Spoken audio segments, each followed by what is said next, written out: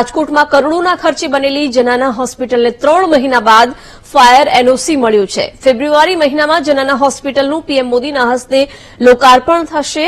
નવી જનાના હોસ્પિટલ ઉપરાંત એમ્સ ખાતે 250 બેડની વ્યવસ્થા સાથે 4 ઓપરેશન થિયેટર પણ તૈયાર છે।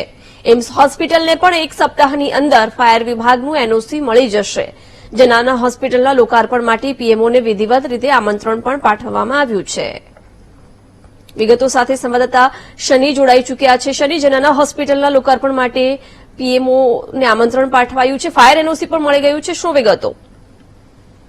વાત કરવામાં આવે તો રાજકોટમાં કરોડોના ખર્ચે બનેલી નવી જનાના હોસ્પિટલનું 3 મહિના બાદ ફાયર એનઓસી છે તે હવે એલોટમેન્ટ કરવામાં આવ્યું છે। ફેબ્રુઆરી મહિનામાં જનાના હોસ્પિટલનું પીએમના હસ્તે લોકાર્પણની તૈયારીઓ છે તે શરૂ કરવામાં આવી છે અને નવા જનાના હોસ્પિટલની સાથે સાથે એમ્સની 250 બેડની વ્યવસ્થા, 4 ઓપરેશન થિયેટરો સહિતની સમગ્ર બાબતની એનઓસી પણ મળી જશે। એટલે એક સાથે જ જે રાજકોટની નવી જનાના હોસ્પિટલ મળશે, સાથે સાથે એમ્સ મળશે અને રાજકોટનું નવું રેસકોર્સ પણ ખુલ્લું મૂકશે। તેને લઈને અત્યારે પીએમઓને આમંત્રણ આપવામાં આવ્યું છે અને ટૂંક સમયમાં પીએમઓને આમંત્રણ મળ્યા બાદ તારીખ નક્કી થશે। જી બિલકુલ શનિ, આભાર જાણકારી આપવા બદલ।